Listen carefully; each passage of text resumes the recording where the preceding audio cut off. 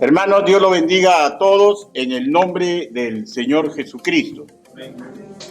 Ya hemos afirmado que la oportunidad que el Altísimo nos da a los padres de enmendar muchos de los errores que hemos cometido en la crianza de nuestros hijos debería llevarnos a un profundo agradecimiento. También sumamente agradecidos que con su ciencia escritural podemos contribuir en la cura de las heridas y dolores en el alma de todos los que integran nuestro propio hogar.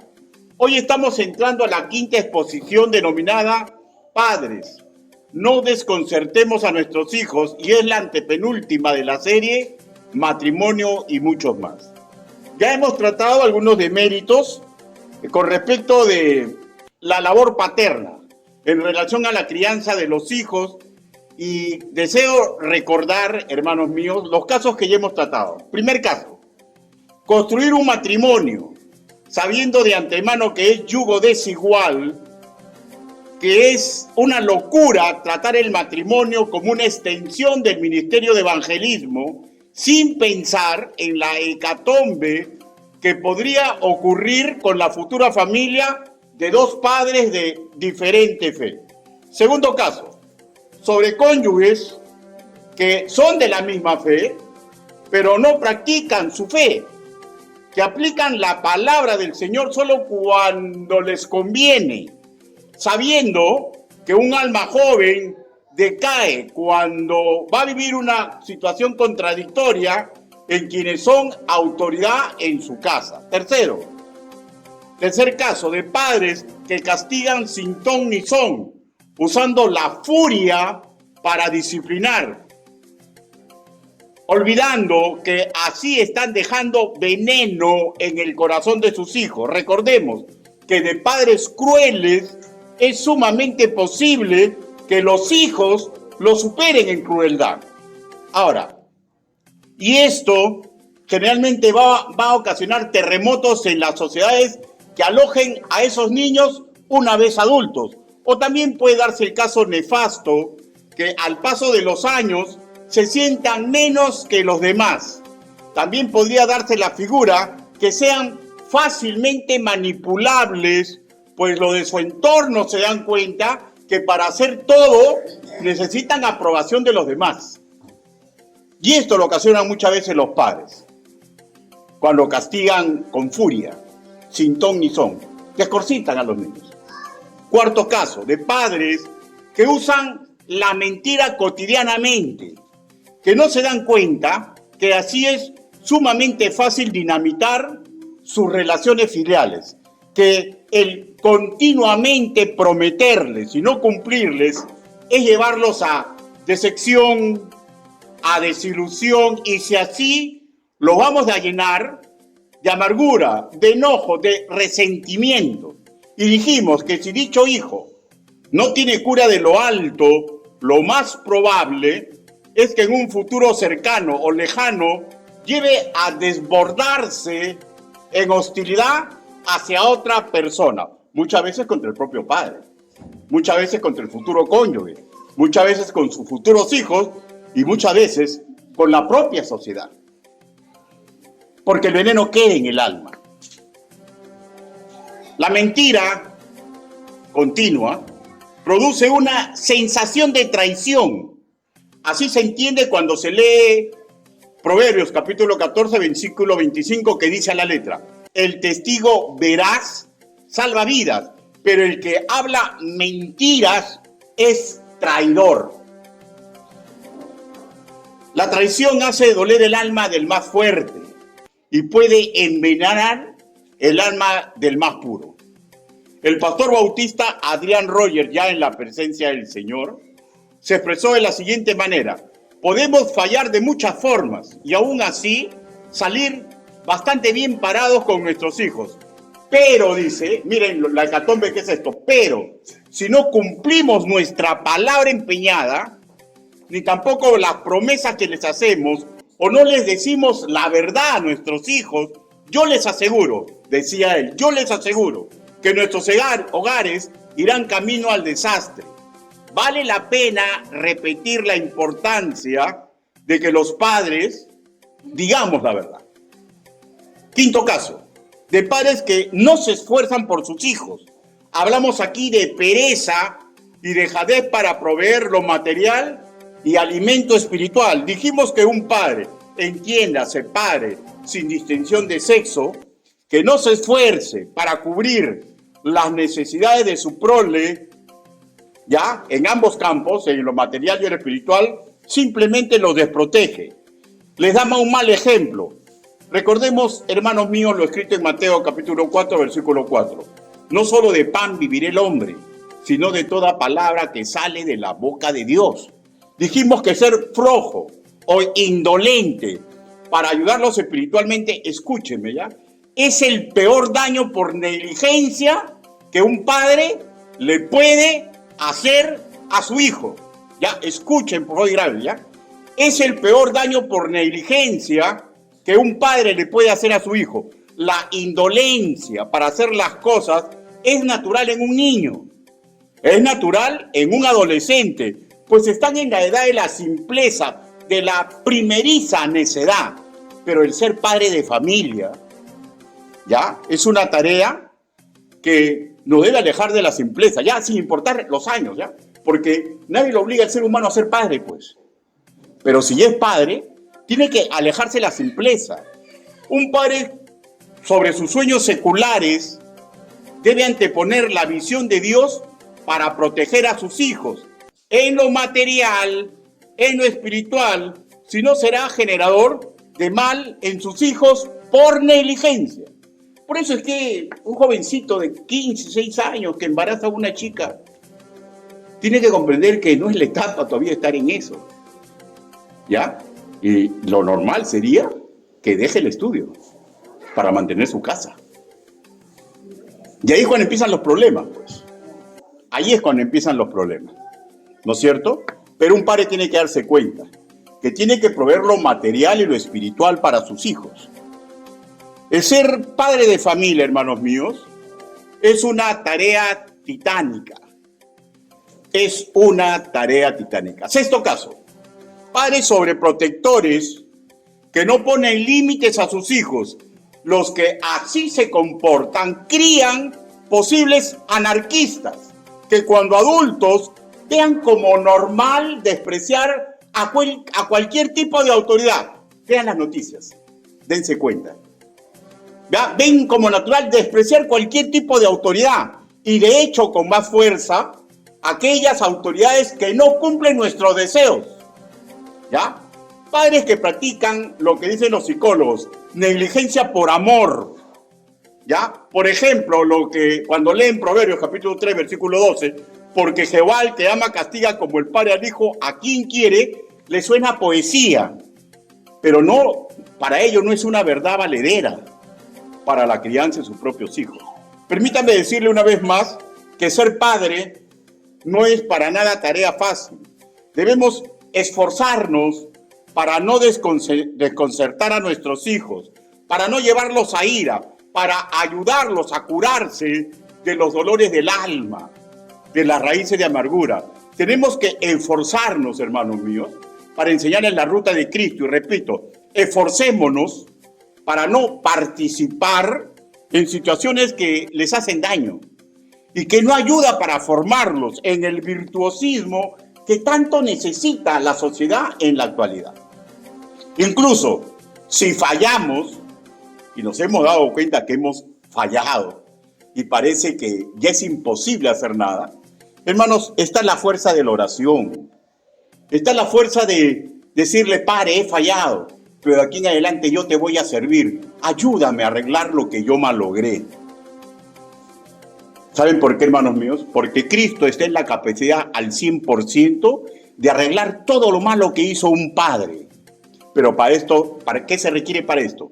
Que el Hijo, ¿ya?, se cobije en Jesús como su Señor y Salvador y que acepte la educación de las Escrituras.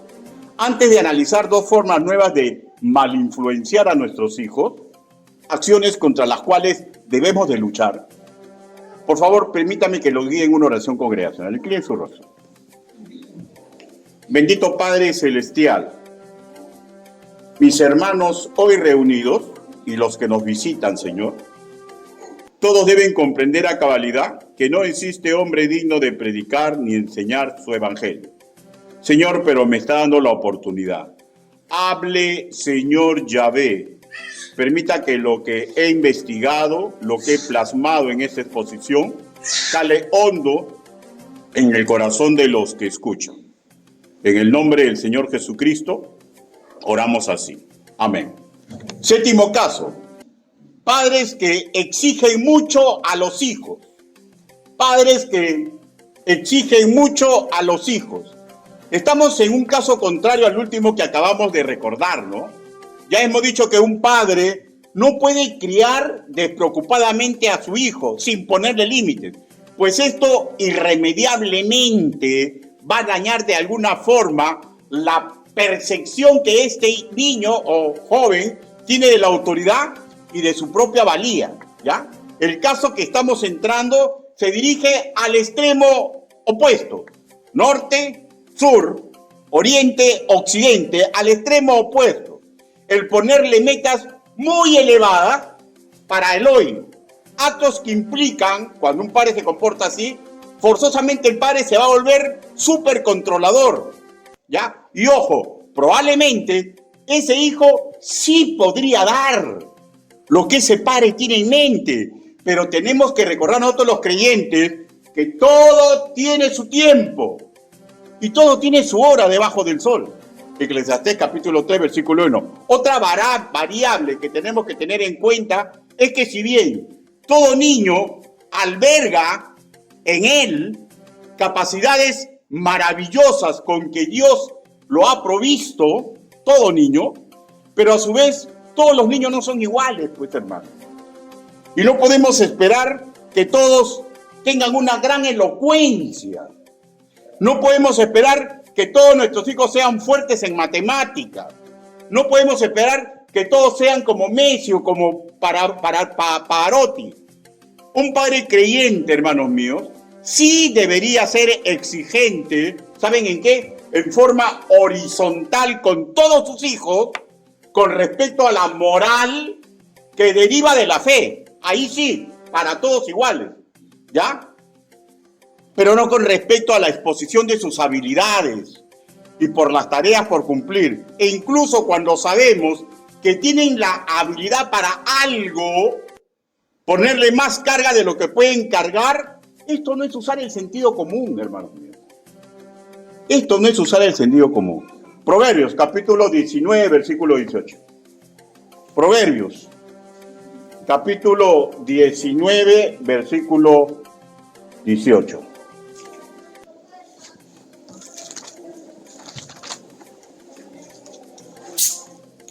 ¿Lo tenemos? Ya. Otro mes más y leamos. ¿Lo tenemos? Ahora sí. Proverbios, capítulo 19, versículo 18. Dice la palabra del Señor. Castiga a tu hijo en tanto que hay esperanza. Pero resalten esta segunda parte, ¿ya? Mas no se apresure tu alma para destruirlo. Por favor, escúchenme. Ya no lean, escúchenme. Este proverbio encierra un espíritu muy interesante, ¿ya? El castigo a los hijos, de ser necesarios, son parte de su formación, de ser necesario. Pero toda acción que se tome debe tener en cuenta lo siguiente, que cualquier exageración es dañina y termina por hacerle daño de tal manera que en vez de fortificar su carácter, lo debilitamos. El exigir más de lo sano puede ser visto por los hijos como un castigo, ¿ya? Como un castigo. Y lo más triste del asunto es que se desconciertan y no saben qué están haciendo mal.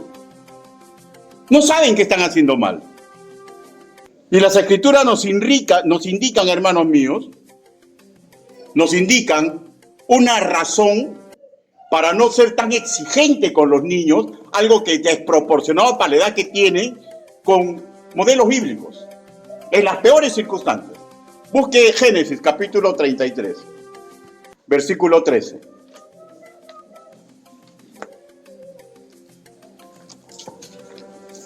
Génesis, capítulo 33, versículo 13.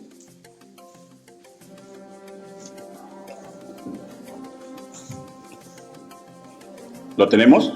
Amén. Y la palabra del Señor dice así. Y Jacob le dijo, mi señor sabe que los niños son tiernos y que tengo ovejas y vacas paridas, y si las fatigan, en un día morirán todas las ovejas. Por favor, escúchenme. Permítame que le dé una explicación. Usted puede sacarle enseñanza, ni vuelta a quedarle, pero dos cosas a la vez no es un buen método para aprender. ¿Ya? Así que, por favor, escúchenme. Jacob le recuerda a Esaú lo que todos los adultos sabemos, que los más pequeños, sumemos incluso a los jóvenes menores, son sumamente vulnerables y delicados, y forzarlos demasiado los puede poner en peligro. Por tanto, requieren un cuidado especial. Y fue sumamente didáctico con Esaú, ¿ya? ¿Por qué? Porque Esaú es un eximio ganadero y es casi imposible que él no comprenda esta realidad. ¿Cuál es la realidad? Que a los tiernos hay que saberlos esperar, porque los podemos dañar si les ponemos demasiada exigencia. ¿Ya? Según un estudio auspiciado por la Fundación Española ANAR, Ayuda a Niños y Adolescentes de Riesgo, cuando un niño se da cuenta que todo lo que hace parece poco a sus padres, son invadidos por una sensación de desilusión e incluso de culpa, porque dicen, ¿qué estoy haciendo? ¿Por qué hago que mi papá se ponga así? ¿Ya?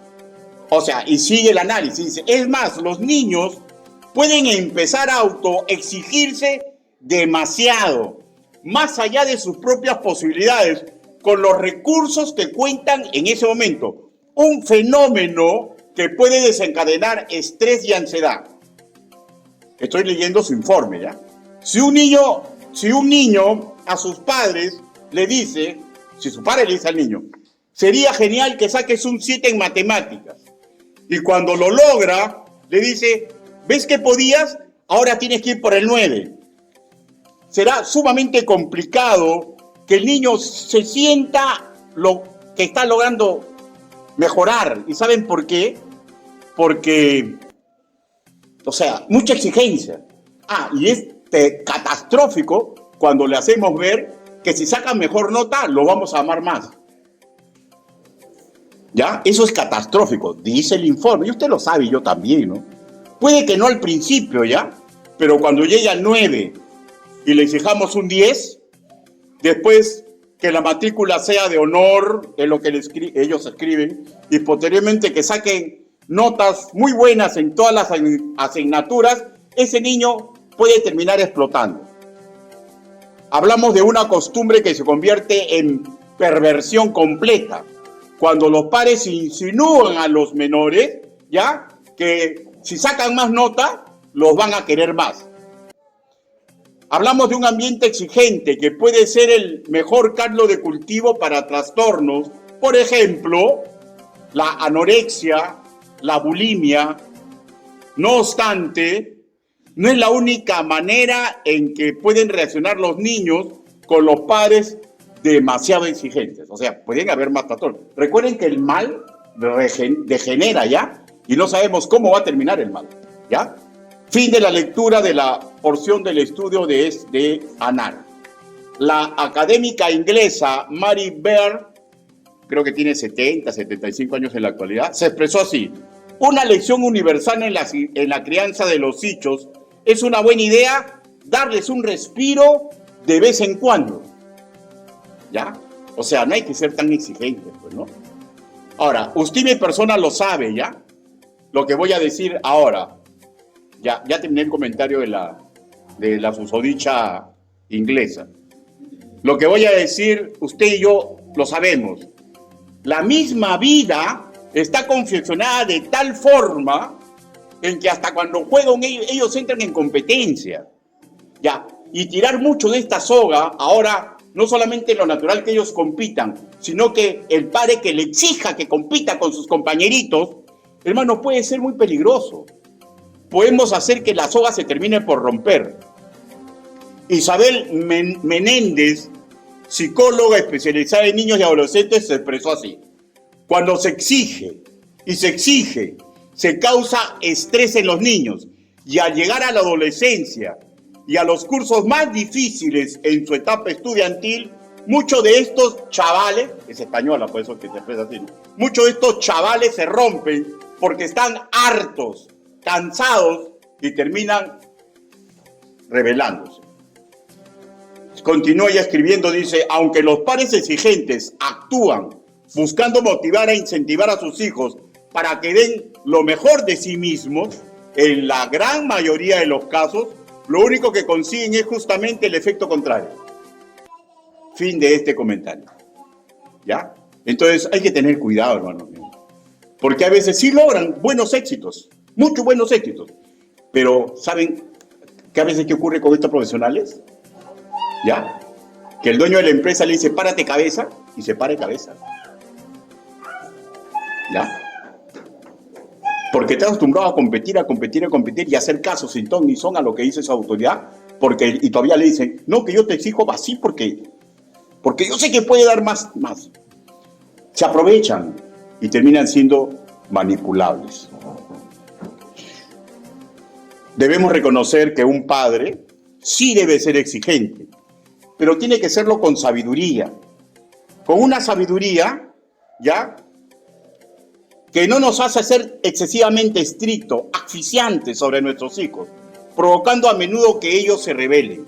Las escrituras no hablan directamente del tema, ¿ya? Pero hay abundancia de principios bíblicos para crear, mejor dicho, relaciones saludables entre padres y hijos. Les voy a explicar usando nuestra propia experiencia como creyente, ¿ya? Y usted se da cuenta, ¿ya? Nuestro Padre Celestial, y usted lo sabe, es el Padre más bondadoso y más sabio que existe, ¿no? Incluso Él nos dice: mi yugo es fácil y ligera mi carga. ¿Alguien duda que Dios es bondadoso? ¿Alguien duda que Dios es sumamente sabio? Ahora, pregunto, ¿y un padre así, cuántas veces usted se ha revelado? Con un padre así, ¿cuántas veces se ha revelado? Ahora, nos ponemos a pensar si un padre es demasiado exigente, si un padre es demasiado controlador, ¿ya? Si exige más y más cada día, usted ya sabe la respuesta, ¿no? Yo conozco muchas señoritas, incluso jóvenes, ¿ah?, que se casan a la loca, no porque estén enamorados, no por nada, sino que quieren salir de la casa de los padres, simplemente quieren salir, porque ya no aguantan que los padres los asfixien tanto, ¿ya?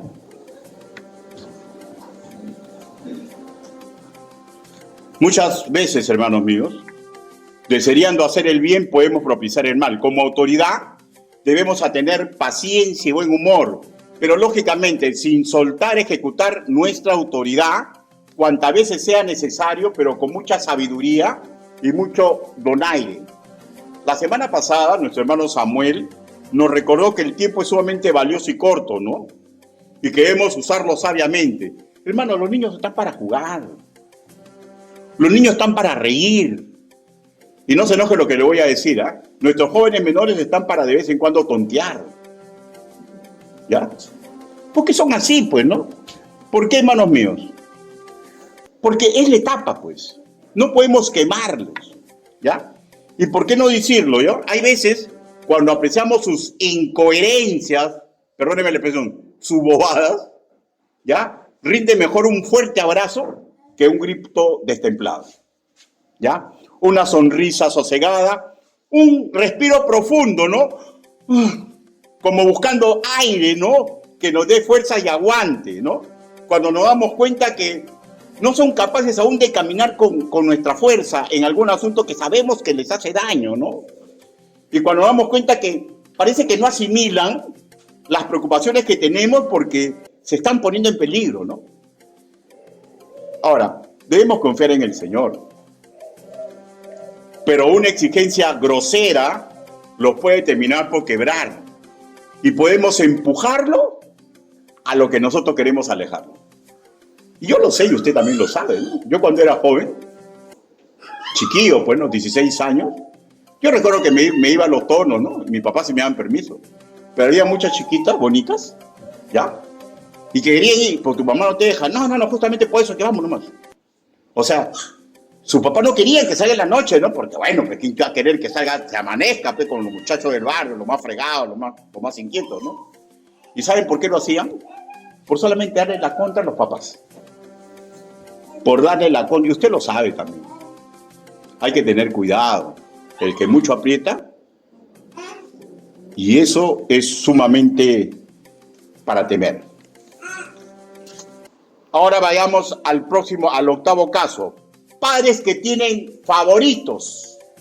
Ahora, es común tener favoritos, ¿ya? Es común, ¿ya? Porque somos seres humanos, ¿ya? Pero escuchen la forma correcta. Génesis, capítulo 37, versículo 4. Una cosa es tener favoritos y otra cosa es tener favoritismos, ¿ya?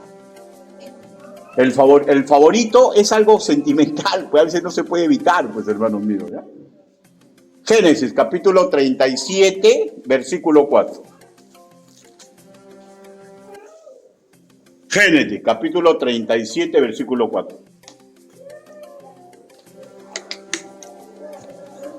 ¿Lo tenemos, hermano? Dice, y viendo sus hermanos que su padre lo amaba más que a todos sus hermanos, le aborrecían y no podían hablarle pacíficamente. Ya, eso fue la lectura bíblica, ¿no? que tuvo a cargo de Ruth, ¿no es cierto? Ya. En la lectura bíblica que antes seguido, leímos cómo se dice en el versículo 2, ¿no? La historia de la familia de Jacob. José, siendo datos que le voy a dar, José siendo de la edad de 17 años, era el penúltimo hijo y la Biblia lo reconoce como hijo de su vejez. O sea, ¿esto qué implicaba? Que todos sus hermanos eran mayores que él, pues. Rubén, Simeón, Leví y Judá tendrían entre 25 y 30 años. Y los otros también eran mayores que José. Qué terrible, ¿no? Que el padre hacía que el menor los controle a todos los mayores, ¿no? Ahora, si revisamos la historia completa de José, siempre denotó virtudes al por mayor y una madurez y dominio propio digno de imitar y loar y de usar, pues, ¿no? Y la Biblia no relata ninguna debilidad de carácter de él, ningún pecado que haya cometido, pero es ser humano, téngalo por seguro que sí cometía pecados, ¿ya? Pero tenía buen dominio propio, o sea, parece que los pecados quedaban en su pensamiento y no se prolongaban. Tremendo dominio propio de José, de tal forma que es visto como figura de Cristo, porque nunca se le reconoce ningún pecado, ninguna debilidad de carácter, ninguna acción negativa, ¿no? Ahora, por eso es que, de hecho, que su padre lo quiere usar, pues, ¿no? Ahora, en el versículo 3 nos enteramos de eso justamente, dice, informaba José a su padre la mala fama de ellos, ¿ya? O sea, por el contexto general de la historia bíblica de José, es de suponer una de dos. Él, como era una persona muy madura y tenía una muy buena intimidad con Dios, y de hecho, amor a sus hermanos, ¿ya? Deseaban que ellos se moderen y que no afecten el buen nombre de la familia. Que recuerden, hermano mío, que es una zona muy, muy brava, ¿ya? No es como aquí que yo ahorita hago un daño acá y me voy a San Felipe, me voy a Pro, me voy a cualquier sitio y me minitizo, ¿no? En aquel entonces no era así. Todos se conocían. Y la mala fama de una familia lo perseguía por todos lados. Y eran épocas que tenían que supervivir, comerciar y tenían que guardar el buen nombre de una familia. Ya, puede ser que por ahí va la cosa, que él simplemente, como es una persona muy pensante, pese a que tiene 17 años muy sesudo, él quiere cuidar a sus hermanos y le comunica a su padre para que su padre vea la forma de ponerlos en breque. Pero también puede darse el caso que el padre, al ver las actitudes sobresalientes de José, que era el único que no traía problemas, le encomendó que le avise lo que hacían los hermanos, pero no con espíritu de hacer daño, sino para saber y poder ayudar a su familia. La Biblia no dice exactamente cuál de estas dos cosas fue, ¿ya? Pero sabemos las cosas que ocasionó. Ahora, sin deseo de justificar lo malo, Pero imagínese, pues, hermanos, ¿qué sentiría usted si tiene 30 años o 35 años y su papá le dice a su hermano de 18 años, no, 17 años, que todavía no tiene ni siquiera mayoría de edad, que lo controle? ¿Se imagina? ¿Se imagina cómo se sentiría? Mínimo, pues, impotencia, ¿no?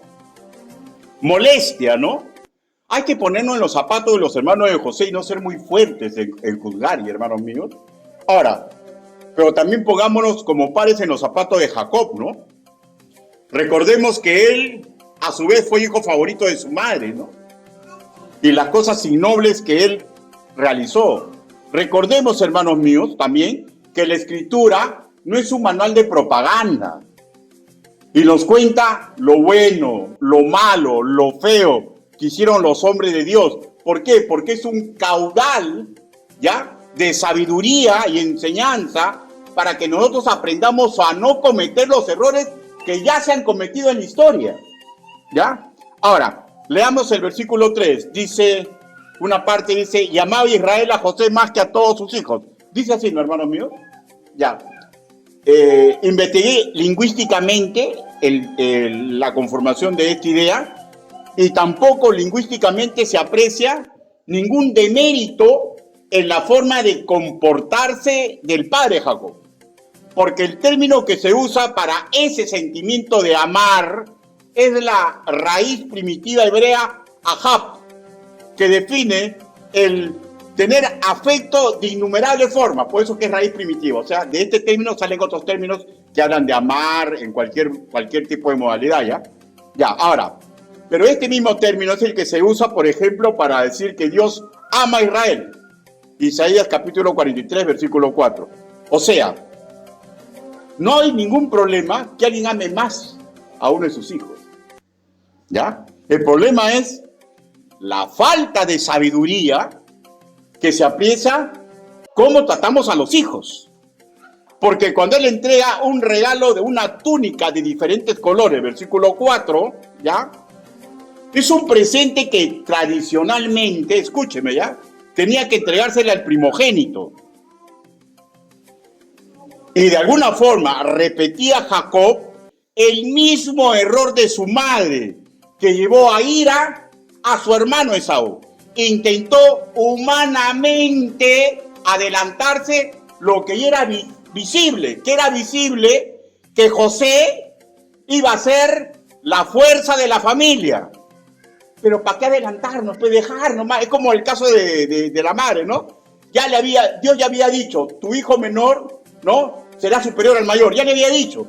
¿Para qué argucia? Si Dios lo dijo, esperar que Dios haga todo. Pero a veces nosotros, queriendo hacer el bien, entregamos las cosas, ¿no? Y así Jacob llevó a ira a los 10 hijos en contra de José. Jacob, hombre sumamente inteligente pero terco, porque no quiso aprender del dolor que originó el favoritismo de sus padres y repitió el mismo patrón. Y permítame una aplicación, ¿ya? Cuando notemos cualidades muy distinguidas en uno de nuestros hijos, hay que tener cuidado en referírselo a los otros. Y mucho más, ponerlo a cada rato a él de ejemplo sobre los otros, pues, ¿ya? Y mucho menos si el que estamos resaltando no es el primogénito. ¿Por qué? Porque los corazones humanos son muy delicados. Y mucho más cuando al que tenemos que cuidar tiene fama de pendenciero, pues. Porque si tiene fama de pendenciero no está muy bien. Y lo que vamos a hacer es echar más leña al fuego de su personalidad. Y ahí es cuando nacen los celos, la envidia, que siempre va a estar latente en todos nosotros, ¿ya? ¿No? Hasta en una iglesia, ¿no? Hay hermanos que no comprenden muy bien cómo es la cuestión y ven que el pastor tiene mucha familiaridad con uno y comienza a ver celos. Porque a él le da el puesto y a mí no. Y comienzan a ver celos. ¿Ya? ¿Es así o no? Porque es algo natural en nuestra naturaleza humana. Por eso que un padre y un pastor o un gerente de una empresa tiene que aprender a manejar bien a la multitud que Dios ha puesto bajo su cargo. Porque la naturaleza humana no la podemos desaparecer. Regresemos al caso de los padres. Los hijos necesitan aliento de los padres y que se den cuenta visiblemente que somos capaces de morir por cualquiera de nuestros hijos, que somos capaces de ayudarlos a cualquiera de nuestros hijos y no a este sí, a este no, este es el hijo de mi corazón, este es el hijo de mi vejez. ¿Saben? Acá en el Perú antes existía el hijo de la vejez. ¿Ustedes saben eso? Probablemente no saben pero los que tenemos más edad sabemos. Los padres agarraban, ¿ya? Y al último de sus hijos evitaban por toda forma que se enamoren, que salga a la calle, porque decían, él es el hijo de mi vejez, él me va a cuidar cuando yo esté viejo. ¿Ya? O sea, los patrones culturales están ahí, hermano. Y a veces los cuidamos demasiado, pues, ¿no? Y los otros como que se pican, pues, ¿no? Como que se pican. Pero al final de cuentas, ser hijo de la vejez es más sacrificado que los otros. Pero los hijos no se dan cuenta de eso, hay veces. Los hijos se dan cuenta que parece que todo el amor, toda la atención está detrás de ese hijo de la vejez. En este caso. De hecho, hermanos míos, cada uno de ellos, de los hijos, a todos no debemos darle iguales, ¿ya? Debemos darle de acuerdo a lo que sabemos que ellos necesitan, ¿ya? Pero ninguno puede sentirse relegado en amor, porque sabe lo que estamos haciendo, estamos creándoles ira en su corazón. ¿Y cómo se puede manifestar esta ira en el corazón de un ser humano? Ya les he dicho, ¿no? O sea, no sabemos, pero el mal muta y no sabemos cómo va a mutar. En este caso, del que estamos hablando, fue ira, ¿no? Pero también hubiera podido ser que termine estos hijos con complejo de inferioridad, ¿no? Por considerarse el patito feo de la familia, pues, ¿no? ¿No? ¿Saben cómo es la historia del patito feo, no? ¿Saben? Yo sé que sí. Hermanos, pero regresando a la ira, no dejemos llevarnos por el mal los padres de criarles ira a nuestros hijos, ni criarles complejos dañinos. Ahora, ¿saben cómo es la historia del patito feo? Termina siendo un cisne. ¿Y saben por qué? O sea, dejando ese lado en analogía, porque Dios, a todos los que son sus hijos, quiere que todos sean fuertemente prosperados. ¿Ya? Y un hijo tiene que darse cuenta, hermano, hay que tener mucho cuidado. ¿Recuerdan ustedes la advertencia que le hizo Dios a Caín? Al favoritismo que Dios demostró por Abel cuando Abel hizo bien las cosas. ¿Ya? ¿Ya? Y eso es algo que debemos darnos cuenta. A veces algunos de nuestros hermanos comienzan a tener cosas que nosotros queremos, pero no es de casualidad, es porque están haciendo bien las cosas. Y la naturaleza humana es muy peligrosa. Muy peligrosa. Y no digan, a mí no me puede suceder. A mis hijos no les va a suceder. Génesis, capítulo 4. Génesis, capítulo 4.